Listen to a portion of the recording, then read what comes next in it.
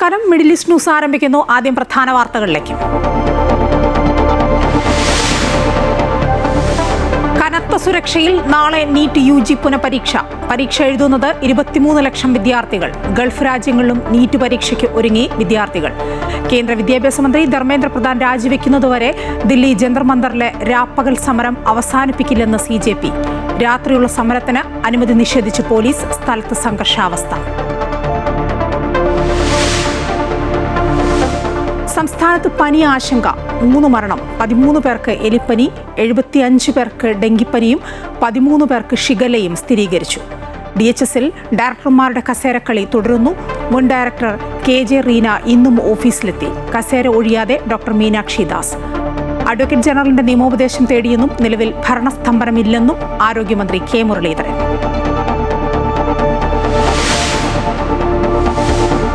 ബജറ്റിലെ വീര്യം കുറഞ്ഞ മദ്യത്തിലെ നികുതി ഇളവ് പ്രഖ്യാപനത്തിൽ വിവാദം. വിൽപ്പനയിൽ നയപരമായ തീരുമാനം എടുത്തിട്ടില്ലെന്ന് എക്സൈസ് മന്ത്രി M ലിജു. പുതിയ നയത്തിന് പിന്നിൽ അഴിമതിയെന്നും കർണാടക മദ്യലോബിക്ക് പങ്കെന്നും MP രാജേഷ്.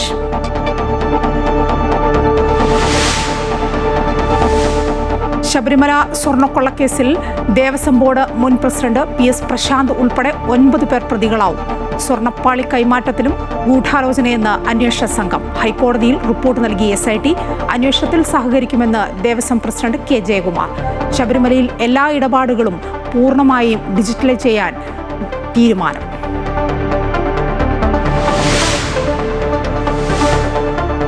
ലെബനനിലെ ഇസ്രയേൽ നടപടിയിൽ ഹോർമുസ് വീണ്ടും അടച്ച് ഇറാൻ. വെടിനിർത്തൽ ധാരണ ലംഘിക്കപ്പെട്ടെന്ന് വാദം. ആക്രമണം തുടർന്നാൽ കടുത്ത നടപടി. ലെബനനിലെ ഇസ്രയേൽ ആക്രമണത്തിൽ 50-ലധികം പേർ കൊല്ലപ്പെട്ടു. ആക്രമണം ആദ്യം നടത്തിയത് ഹിസ്ബുള്ളയെന്ന് ഇസ്രയേൽ.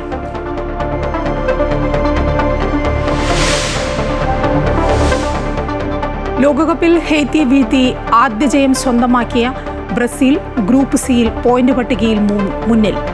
തൊട്ടുപിന്നിൽ മൊറോക്കോ. ഗ്രൂപ്പ് ഡിയിൽ USA-യും 1-ാം സ്ഥാനത്ത്. ടർക്കിക്കെതിരെ പരാഗ്വേക്ക് ജയം. ജർമ്മനി ഐവർ കോസ്റ്റ് മത്സരം നാളെ പുലർച്ചെ 1:30.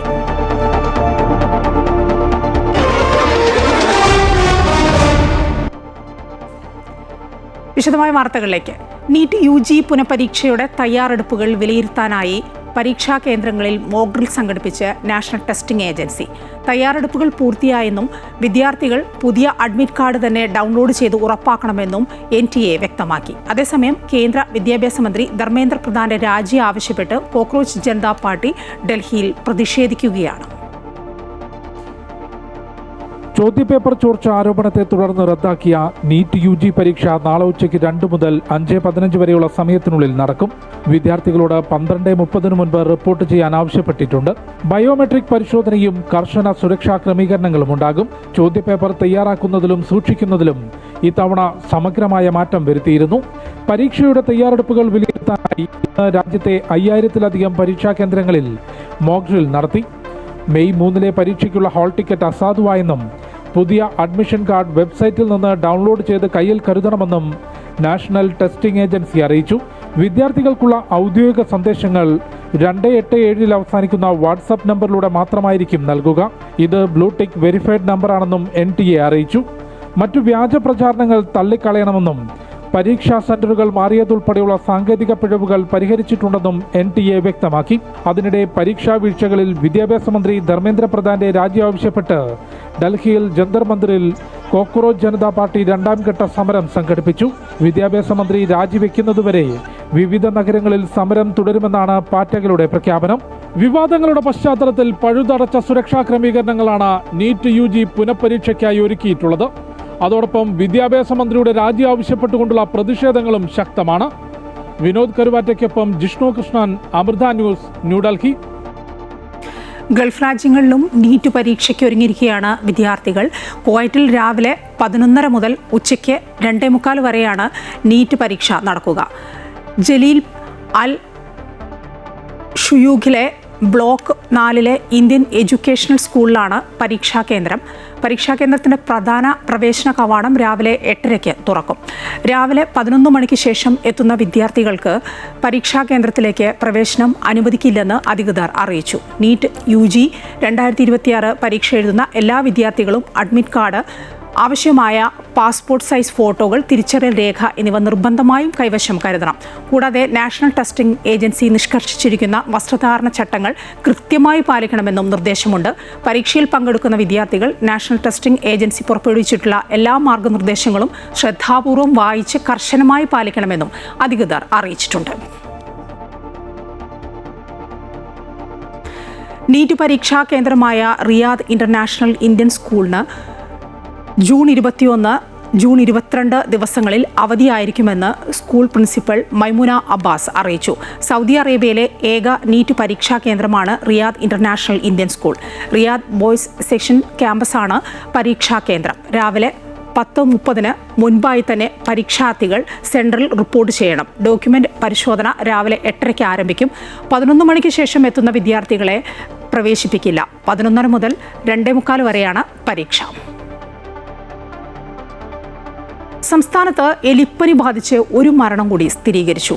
ഇന്ന് 75 പേർക്ക് ഡെങ്കിപ്പനിയും 13 പേർക്ക് ഷിഗല്ലയും സ്ഥിരീകരിച്ചു. കൊല്ലം, പാലക്കാട്, മലപ്പുറം, കോഴിക്കോട്, കണ്ണൂർ ജില്ലകളിലാണ് ഷിഗല്ല സ്ഥിരീകരിച്ചത്. 7 പേർക്ക് മലേറിയയും 13 പേർക്ക് എലിപ്പനിയും റിപ്പോർട്ട് ചെയ്തു. 13,187 പേർക്ക് പനി ബാധിച്ചു.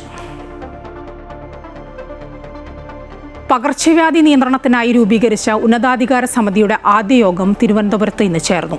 മാലിന്യ സംസ്കരണം ശക്തിപ്പെടുത്തി പ്രതിരോധ പ്രവർത്തനങ്ങൾ ഊർജിതമാക്കാൻ യോഗത്തിൽ തീരുമാനമായി. ഡ്രൈഡേ ആചരണം ശക്തമാക്കാനും വെള്ളി, ശനി, ഞായർ ദിവസങ്ങളിൽ വീടുകളിലും സ്ഥാപനങ്ങളിലും ശുചീകരണ പ്രവർത്തനങ്ങൾ നടത്താനും യോഗം നിർദ്ദേശം നൽകിയിരിക്കുന്നു. രോഗികളെ സുഖപ്പെടുത്തി എന്ന ക്രെഡിറ്റാണ് ആരോഗ്യ മേഖലയ്ക്ക് വേണ്ടതെന്ന് ആരോഗ്യമന്ത്രി കെ മുരളീധരൻ പറഞ്ഞു. പകർച്ചവ്യാധി ഭീഷണി രൂക്ഷമായ പശ്ചാത്തലത്തിലാണ് സർക്കാർ ഹൈപവർ കമ്മിറ്റി രൂപീകരിച്ചത്. സമിതിയുടെ ആദ്യ യോഗം ആരോഗ്യമന്ത്രി കെ മുരളീധരൻ ഉദ്ഘാടനം ചെയ്തു. പകർച്ചവ്യാധി പ്രതിരോധത്തിന് ശാസ്ത്രീയമായ മാലിന്യ സംസ്കരണം വേണം. അതിനായി മാലിന്യ സംസ്കരണ യൂണിറ്റുകൾ അനിവാര്യമാണ്. സംസ്ഥാനത്ത് വിവിധയിനം പനികളും മറ്റ് പകർച്ചവ്യാധികളും റിപ്പോർട്ട് ചെയ്യപ്പെടുന്ന സാഹചര്യത്തിൽ ആരോഗ്യവകുപ്പ് മാത്രമല്ല, തദ്ദേശ സ്വയംഭരണ സ്ഥാപനങ്ങൾ, ഭക്ഷ്യസുരക്ഷാ വകുപ്പ്, ജലവിഭവ വകുപ്പ് എന്നിവയുടെ ഏകോപിത പ്രവർത്തനവും ജനങ്ങളുടെ സഹകരണവും അത്യന്താപേക്ഷിതമാണെന്ന് മന്ത്രി പറഞ്ഞു. ഈ പകർച്ചവ്യാധികൾ തടയുമ്പോൾ ആരോഗ്യവകുപ്പ് മാത്രമല്ല, മറ്റ് അനുബന്ധ വകുപ്പുകളും കൂടെ സഹകരിച്ചുകൊണ്ട് വേണം ഇതിനെ നമ്മൾ പ്രതിരോധിക്കാൻ. ഇപ്പോഴും പകർച്ചവ്യാധിയും മരണങ്ങളൊക്കെ ഉണ്ടാകുമ്പോൾ അതിന് ഉത്തരം പറയേണ്ടി വരുന്ന ആരോഗ്യവകുപ്പാണ്. വൃത്തിഹീനമായ പരിസരം, മലിനമായ കുടിവെള്ളം, സുരക്ഷിതമല്ലാത്ത ഭക്ഷണം എന്നിവയാണ് പല രോഗങ്ങളുടെയും പ്രധാന കാരണങ്ങൾ.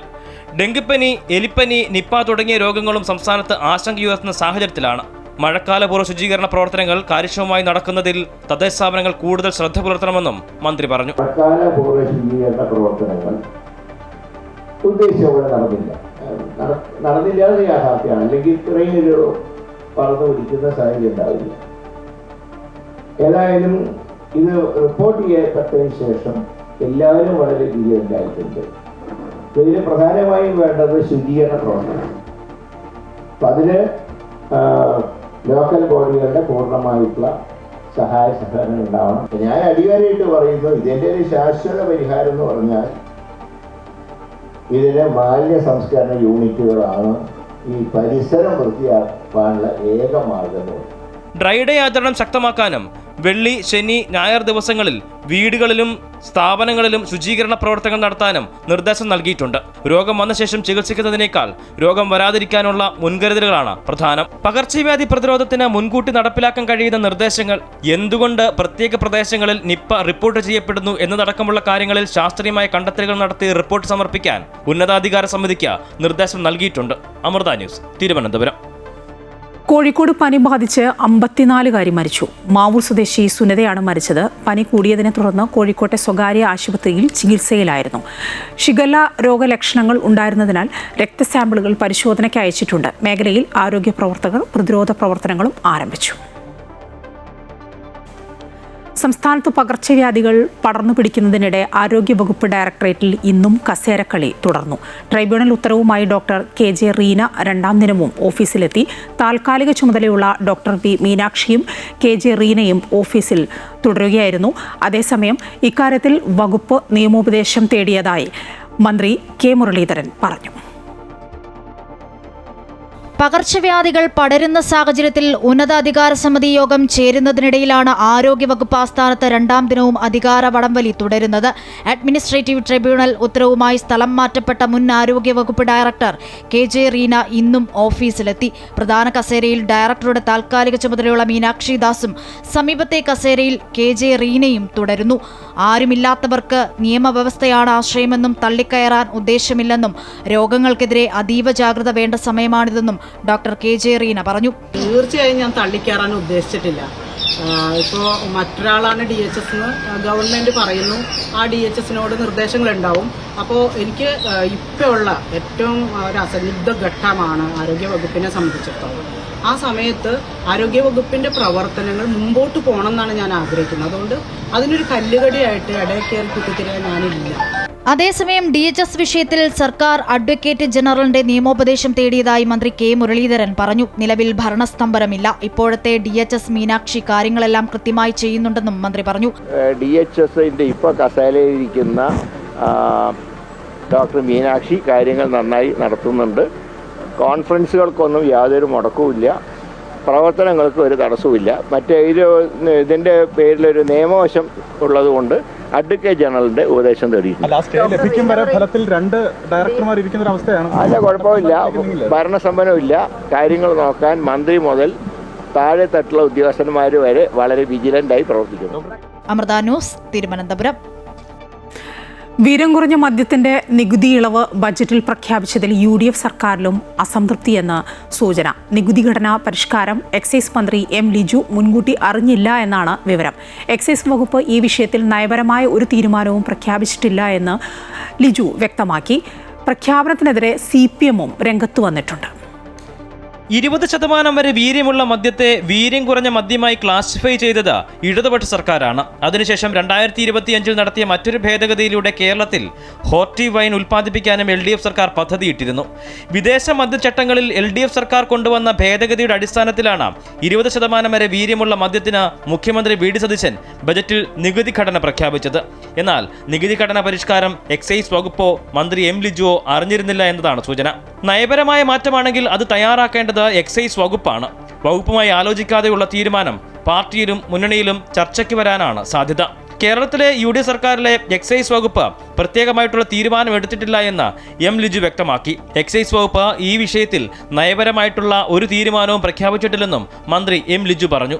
അബ്കാരി നയം സംബന്ധിച്ച് നിയമസഭാ സമ്മേളനത്തിന് ശേഷം കൃത്യമായിട്ടുള്ള ചർച്ചകൾ നടത്താനാണ് തീരുമാനം. പാർട്ടിയും മുന്നണിയും വിവിധ സംഘടനകൾ, വ്യക്തികൾ, മദ്യവിരുദ്ധ സമിതികൾ ഉൾപ്പെടെ ബന്ധപ്പെട്ട എല്ലാവരുമായും ചർച്ച നടത്തും. എല്ലാവരുടെയും അഭിപ്രായങ്ങൾ തേടിയ ശേഷം കേരളത്തെ മുന്നോട്ട് കൊണ്ടുപോകാൻ സാധിക്കുന്ന തരത്തിലുള്ള മദ്യനയമാകും കേരളത്തിലെ UDF സർക്കാർ പ്രഖ്യാപിക്കുക. ഇപ്പോഴുള്ളത് നികുതിയുമായി ബന്ധപ്പെട്ട തീരുമാനമാണെന്നും ലിജു പറഞ്ഞു. പ്രഖ്യാപനത്തിനെതിരെ CPM-ഉം രംഗത്ത് വന്നു. ധനകാര്യ വകുപ്പ് കൂടി കൈകാര്യം ചെയ്യുന്ന മുഖ്യമന്ത്രി അവതരിപ്പിച്ച ബജറ്റിൽ കേരളത്തിലെ സമൂഹത്തോടുള്ള ഒരു കൊടിയ അന്യായത്തിനും വലിയ അഴിമതിക്കുമുള്ള കളമൊരുക്കിയിരിക്കുകയാണ്. വീര്യം കുറഞ്ഞ മദ്യം എന്ന പേരിൽ ലഭ്യമാക്കുന്നത് സ്പിരിറ്റ് ഉപയോഗിച്ച് നിർമ്മിക്കുന്ന മദ്യമാണ്. LDF സർക്കാരിൻ്റെ കാലത്ത് പച്ചക്കറികളും പഴങ്ങളും ഉപയോഗിച്ച് വീര്യം കുറഞ്ഞ മദ്യം ഉൽപ്പാദിപ്പിക്കാൻ അനുമതി കൊടുത്തിരുന്നു. അത് കൃഷിക്കാരെ സഹായിക്കാനാണ്. കേരളത്തിലെ കർഷകരുടെ ഉൽപ്പന്നങ്ങൾ ഉപയോഗിച്ച് വീര്യം കുറഞ്ഞ മദ്യം ഉണ്ടാക്കാൻ വേണ്ടിയിട്ടാണ്. മദ്യത്തിന്റെ ലഭ്യത വർദ്ധിപ്പിക്കുന്നതാണ് തീരുമാനമെന്ന് താമരശ്ശേരി രൂപതയും വിമർശനം ഉന്നയിച്ചു. അമൃത ന്യൂസ്, തിരുവനന്തപുരം. 2026 അന്താരാഷ്ട്ര യോഗ ദിനാചരണത്തിന്റെ ഭാഗമായി സംഘടിപ്പിക്കുന്ന ആഗോള ബോധവൽക്കരണ ക്യാമ്പയിന്റെ ഭാഗമായി കൊല്ലം കൾച്ചറൽ അസോസിയേഷൻ റിയാദും വൈദേഹി നൃത്ത വിദ്യാലയവും ചേർന്ന് റിയാദിലെ ദീദീസ് ബാഡ്മിന്റൺ ക്ലബ്ബിൽ യോഗാസന പരിപാടിയും ബോധവൽക്കരണ ക്ലാസും സംഘടിപ്പിച്ചു. പ്രവാസി ഭാരതീയ സമ്മാൻ അവാർഡ് ജേതാവ് ഷിഹാബ് കൊട്ടുകാട് പരിപാടി ഉദ്ഘാടനം ചെയ്തു. രശ്മി വിനോദ്, നിസാർ പള്ളിക്കശ്ശേരി, ജയൻ കൊടുങ്ങല്ലൂർ, ഷംനാഥ് കരുനാഗപ്പള്ളി, രാജു എന്നിവർ ആശംസകൾ നേർന്നു. വരുൺ യോഗാസന പരിശീലന ക്ലാസുകൾക്ക് നേതൃത്വം നൽകി. UAE-യിൽ റോഡരികിലും പൊതുസ്ഥലങ്ങളിലും മാലിന്യം തള്ളുന്നത് ഗുരുതരമായ ഗതാഗത നിയമലംഘനമാണെന്ന് ഓർമ്മിപ്പിച്ച് അബുദാബി പോലീസ്. വാഹനങ്ങൾ ഓടിക്കുമ്പോഴോ പാർക്ക് ചെയ്യുമ്പോഴോ പുറത്തേക്ക് മാലിന്യങ്ങൾ എറിയുന്ന ഡ്രൈവർമാരുടെ ദൃശ്യങ്ങൾ ഉൾപ്പെടുത്തിയിട്ടുള്ള ബോധവൽക്കരണ വീഡിയോയും അബുദാബി പോലീസ് പുറത്തുവിട്ടു. ഗതാഗത നിയമപ്രകാരം വാഹനങ്ങളിൽ നിന്ന് മാലിന്യം പുറത്തേക്ക് എറിയുന്നത് 1000 ദിർഹം പിഴയും ഡ്രൈവിംഗ് ലൈസൻസിൽ 6 ബ്ലാക്ക് പോയിന്റുകളും ലഭിക്കാവുന്ന വലിയ കുറ്റമാണ്. അബുദാബി മോണിറ്ററിംഗ് ആൻഡ് കൺട്രോൾ സെന്ററുമായി സഹകരിച്ചാണ് പോലീസ് മുന്നറിയിപ്പ് നൽകിയത്. പരിസ്ഥിതിയും പൊതുജനാരോഗ്യവും സംരക്ഷിക്കാനും ഡ്രൈവർമാരും യാത്രക്കാരും ഒരുപോലെ സാംസ്കാരിക ബോധം പുലർത്തണമെന്ന് അധികൃതർ ആവശ്യപ്പെട്ടു. അന്താരാഷ്ട്ര സാറ്റലൈറ്റ് TV ചാനലുകളുടെ സംപ്രേഷണം അനധികൃതമായി മോഷ്ടിച്ചു വിറ്റിരുന്ന വൻ ശൃംഖലയെ തകർത്തതായി ദുബായ് പോലീസ്. പ്രത്യേക റിസീവർ ഉപകരണങ്ങൾ, ഓൺലൈൻ സ്ട്രീമിംഗ് ലിങ്കുകൾ, അനധികൃത വെബ്സൈറ്റുകൾ എന്നിവ ഉപയോഗിച്ചാണ് പണമടച്ചു മാത്രം ലഭിക്കുന്ന TV ചാനലുകളുടെ ഉള്ളടക്കം നിയമവിരുദ്ധമായി പുനഃസംപ്രേഷണം ചെയ്തിരുന്നത്. തുടർന്ന് വാർഷിക സബ്സ്ക്രിപ്ഷൻ ഈടാക്കിയാണ് പൊതുജനങ്ങൾക്ക് ഈ സേവനങ്ങൾ സംഘം വിറ്റിരുന്നത് എന്ന് അന്വേഷണത്തിൽ കണ്ടെത്തി. സാങ്കേതിക നിരീക്ഷണവും രഹസ്യ അന്വേഷണവും വഴി പ്രതികളെ കണ്ടെത്തിയ ദുബായ് പോലീസ് ഡിജിറ്റൽ പൈറസിക്കും ബൗദ്ധിക സ്വത്തവകാശ ലംഘനങ്ങൾക്കുമെതിരെ കർശന നടപടി തുടരുമെന്ന് വ്യക്തമാക്കി. UAE-യിലെ ഇന്ത്യൻ കോൺസുലർ സേവനങ്ങൾക്ക് പുതിയ സർവീസ് പ്രൊവൈഡറെ പ്രഖ്യാപിച്ച് അബുദാബിയിലെ Indian embassy. Passport, visa, attestation സേവനങ്ങൾ ജൂലൈ 1 മുതൽ Alhind tours and travel LLC മുഖേന ലഭ്യമാകും. ഇതിന്റെ ഭാഗമായി നിലവിലെ സേവനദാതാക്കളായ BLS ഇന്റർനാഷണലും SGIVAS ഗ്ലോബലും ജൂൺ 25-ന് പ്രവൃത്തി സമയം അവസാനിക്കുന്നതോടെ പുതിയ അപേക്ഷകൾ സ്വീകരിക്കുന്നത് അവസാനിപ്പിക്കും. ജൂൺ 26 മുതൽ 30 വരെ കോൺസുലർ സേവനങ്ങൾക്കായി പൊതുജനങ്ങൾക്ക് സാധാരണ അപ്പോയിന്റ്മെന്റുകൾ ലഭ്യമാകില്ലെന്നും എംബസി അറിയിച്ചു. എന്നാൽ ഈ കാലയളവിൽ അടിയന്തര പാസ്പോർട്ട്, വിസ, അറ്റസ്റ്റേഷൻ സേവനങ്ങൾ അബുദാബിയിലെ ഇന്ത്യൻ എംബസിയും ദുബായിലെ ഇന്ത്യൻ കോൺസുലേറ്റും നേരിട്ട് നൽകും. ജൂലൈ 1 മുതലുള്ള സേവനങ്ങൾക്കായുള്ള പുതിയ ഓൺലൈൻ അപ്പോയിന്റ്മെന്റ് പോർട്ടൽ ഉടൻ പ്രവർത്തനം ആരംഭിക്കുമെന്നും ഔദ്യോഗിക അറിയിപ്പുകൾക്കായി ഇന്ത്യൻ എംബസിയുടെയും കോൺസുലേറ്റിന്റെയും ഔദ്യോഗിക ചാനലുകൾ മാത്രം പിന്തുടരണമെന്നും എംബസി നിർദ്ദേശിച്ചിരിക്കുന്നു. കുവൈറ്റിലെ പൊതു റോഡുകളിൽ ബോട്ടുകളും ട്രെയിലറുകളും വലിച്ചുകൊണ്ടുപോകുന്നവർ നിയമം ലംഘിച്ചാൽ കർശന നടപടികൾ സ്വീകരിക്കുമെന്ന് അധികൃതർ അറിയിച്ചു. ട്രാഫിക് വിഭാഗം പുറത്തിറക്കിയ നിർദ്ദേശപ്രകാരം ബോട്ടുകളോ മറ്റ് സമുദ്ര വാഹനങ്ങളോ വലിച്ചുകൊണ്ടുപോകുന്ന വാഹനങ്ങളുടെ പരമാവധി വേഗപരിധി മണിക്കൂറിൽ 80 കിലോമീറ്ററിൽ കൂടരുത്. ഇത്തരം വാഹനങ്ങൾ റോഡിന്റെ വലതുവശത്തെ ലൈനിലൂടെ മാത്രമേ സഞ്ചരിക്കാവൂ. കൂടാതെ ആവശ്യമായ സുരക്ഷാ ഉപകരണങ്ങളും റിഫ്ലക്റ്റീവ് ടേപ്പുകളും നിർബന്ധമായും വാഹനങ്ങളിൽ ഉണ്ടായിരിക്കണമെന്നും നിർദ്ദേശമുണ്ട്. വാഹനത്തിലും ട്രെയിലറിലുമുള്ള എല്ലാ ലൈറ്റുകളും കൃത്യമായി പ്രവർത്തിക്കുന്നുണ്ടെന്ന് ഡ്രൈവർമാർ ഉറപ്പുവരുത്തണമെന്നും ട്രാഫിക് വിഭാഗം അറിയിച്ചിരിക്കുന്നു. സൗദിയിലെ ഹഫർ അൽ ബാത്തനിൽ മരുഭൂമിയിൽ ക്രൂര പീഡനങ്ങൾക്കിരയായ ഉത്തർപ്രദേശ് സ്വദേശി കിസ്മത്ത് അൻസാരി ഇന്ത്യൻ എംബസിയുടെയും മലയാളി സാമൂഹിക പ്രവർത്തകരുടെയും ഇടപെടലിലൂടെ സുരക്ഷിതമായി നാട്ടിലെത്തി. 7 മാസം മുമ്പ് തോട്ടം തൊഴിൽ ജോലിക്കായി സൗദിയിലെത്തിയ കിസ്മത്തിനെ സ്പോൺസർ നിർബന്ധിച്ച് ആടുമേക്കൽ ജോലിക്ക് നിയോഗിക്കുകയായിരുന്നു. ചെറിയ തെറ്റുകൾക്ക് പോലും സ്പോൺസർ ക്രൂരമായി മർദ്ദിച്ചു. കുടുംബം ഇന്ത്യൻ എംബസിക്ക് പരാതി നൽകിയതോടെയാണ് സംഭവം പുറംലോകം അറിയുന്നത്.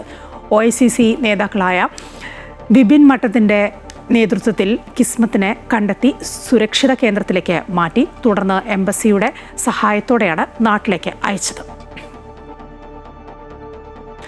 OICC മലപ്പുറം ജില്ലാ കമ്മിറ്റി ഓഫീസിൽ പ്രവാസി സേവന കേന്ദ്രം അറ്റ് ജിദ്ദ ഉദ്ഘാടനം ചെയ്തു.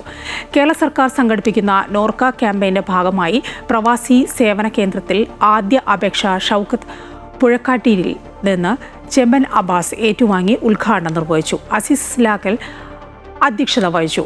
യാസിർ നായിഫ്, ഇബ്നു ഷെരീഫ് മാസ്റ്റർ, ഫൈസൽ മക്കരപ്പറമ്പ്, ഇസ്മായിൽ കുരിപ്പോയിൽ തുടങ്ങിയവർ ആശംസകൾ നേർന്നു. UM ഹുസൈൻ മലപ്പുറം, ഉസ്മാൻ മേലാറ്റൂർ എന്നിവർ നേതൃത്വം നൽകി. എല്ലാ വെള്ളി ദിവസങ്ങളിലും രാത്രി 8 മണി മുതൽ 10 വരെ പ്രവർത്തിക്കുന്ന കേന്ദ്രത്തിൽ നോർക്ക പ്രവാസികളുടെ തൊഴിൽ, നിയമസഹായം തുടങ്ങി വിവിധ മേഖലകളിൽ ആവശ്യമായ മാർഗനിർദ്ദേശങ്ങളും സേവനങ്ങളും ലഭ്യമാക്കുമെന്ന് ഭാരവാഹികൾ അറിയിച്ചു.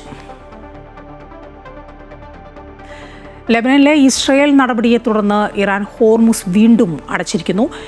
ഇസ്രയേൽ വെടിനിർത്തൽ ധാരണ ലംഘിക്കപ്പെട്ടതിനെ തുടർന്നാണ് ഈ നടപടി. ആക്രമണം തുടർന്നാൽ കടുത്ത നടപടിയുണ്ടാകുമെന്ന് ഇറാൻ. ലെബനനിലെ ഇസ്രയേൽ ആക്രമണത്തിൽ 50-ലേറെ പേർ കൊല്ലപ്പെട്ടതായാണ് പുറത്തുവരുന്ന വിവരങ്ങൾ.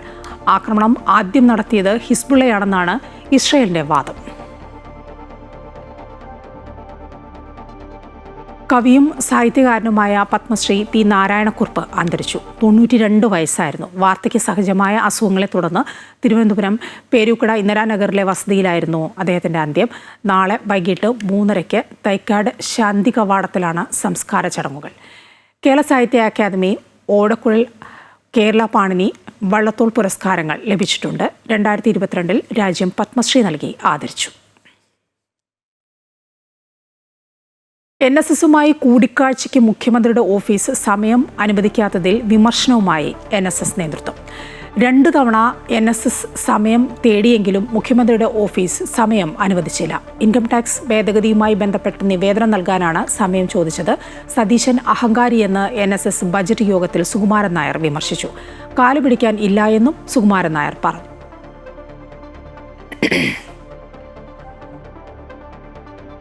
NSS ഡയറക്ടർ ബോർഡിൽ നിന്നും KB ഗണേഷ് കുമാർ പുറത്തായി. കാലാവധി കഴിഞ്ഞ 9 പേരിൽ ഗണേഷ് കുമാറിന്റെ മാത്രം അംഗത്വമാണ് പുതുക്കി നൽകാത്തത്. നടപടി ജനാധിപത്യപരമല്ലെന്ന് ഗണേഷ് കുമാർ പറഞ്ഞു.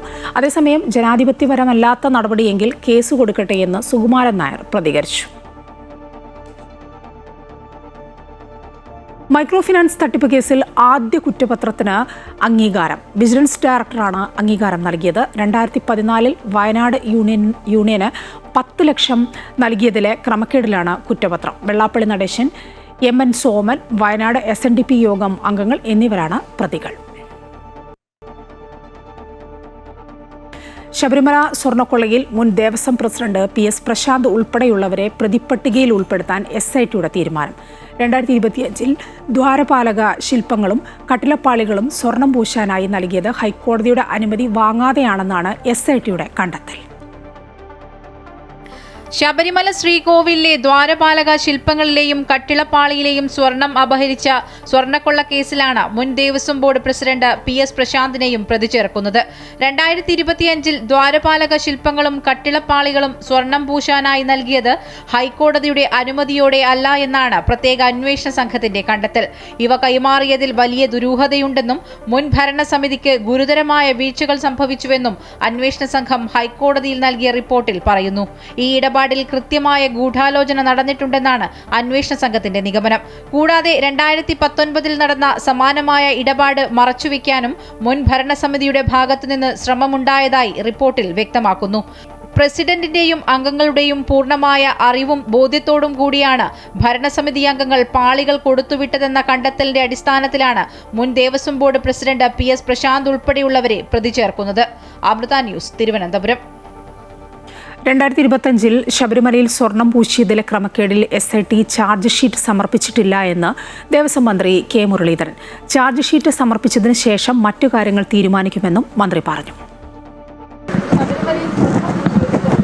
ഇന്ന് ചില ചാനലിൽ വാർത്ത ഉണ്ട്, പക്ഷെ അത് ചാർജ് ഷീറ്റ് കൊടുക്കുന്നവരെ ഒന്നും ചെയ്യാനില്ല. ചാർജ് ഷീറ്റ് കൊടുക്കട്ടെ, അത് നോക്കിയിട്ട് ചെയ്യാം.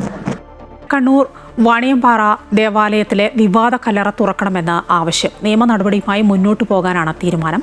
ദുരൂഹ സാഹചര്യത്തിൽ കണ്ടെത്തിയ വസ്തു എന്ത് എന്നതിൽ വ്യക്തത വരുത്തണമെന്ന് വികാരി ജിൽബർട്ട് കൊന്നയിൽ ആവശ്യപ്പെട്ടു. അതേസമയം അസ്വാഭാവികത ഇല്ലെന്ന പോലീസിന്റെ വാദം പള്ളി അധികൃതർ തള്ളി. കഴിഞ്ഞ 13-ന് വാണിയമ്പാറ ഉണ്ണിമിശിഹ പള്ളിയിൽ മൃതദേഹം സംസ്കരിക്കാനായി കല്ലറ തുറന്നപ്പോഴാണ് ഒരു കുഴിയിൽ ഒന്നിലധികം മൃതദേഹങ്ങൾക്ക് സമാനമായ വസ്തു കണ്ടെത്തിയത്. അഴുകിയ ശവപ്പെട്ടിക്ക് പുറമെ പ്ലാസ്റ്റിക് പായിൽ പൊതിഞ്ഞ രൂപത്തിലാണ് വസ്തു കണ്ടെത്തിയത്.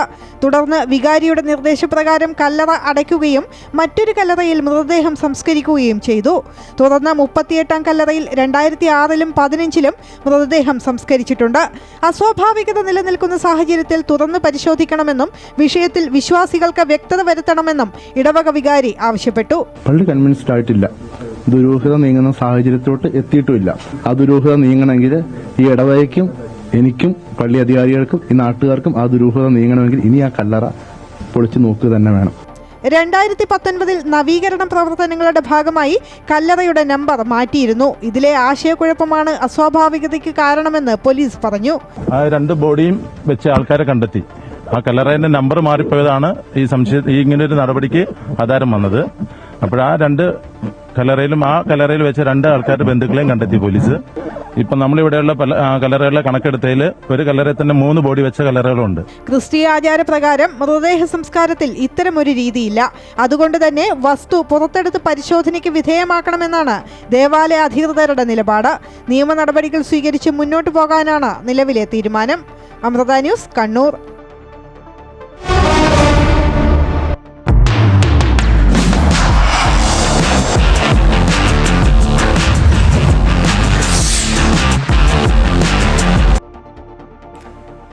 ഗ്രൂപ്പ് സിയിൽ ആദ്യ മത്സരത്തിൽ സമനില വഴങ്ങിയ നിരാശ മറികടന്ന് ഹെയ്റ്റിക്കെതിരെ ബ്രസീലിന് തകർപ്പൻ ജയം. ഇന്ന് നടന്ന മറ്റു മത്സരങ്ങളിൽ മൊറോക്കോയ്ക്കും USA-ക്കും പരാഗ്വയ്ക്കും വിജയം. ആദ്യ മത്സരത്തിലെ സമനിലയിൽ നിന്ന് ബ്രസീൽ പാഠം പഠിച്ച പോലെയായിരുന്നു പ്രകടനം. ആദ്യ പകുതിയിൽ മഞ്ഞപ്പടയുടെ ആധിപത്യമായിരുന്നു. എന്നാൽ ഹെയ്തി രണ്ടാം പകുതിയിൽ ആവേശത്തോടെ കളിച്ചെങ്കിലും ഗോളടിക്കാനായില്ല. ഏകപക്ഷീയമായ 3 ഗോളുകൾക്കാണ് മഞ്ഞപ്പട ഹെയ്തിയെ തോൽപ്പിച്ചത്.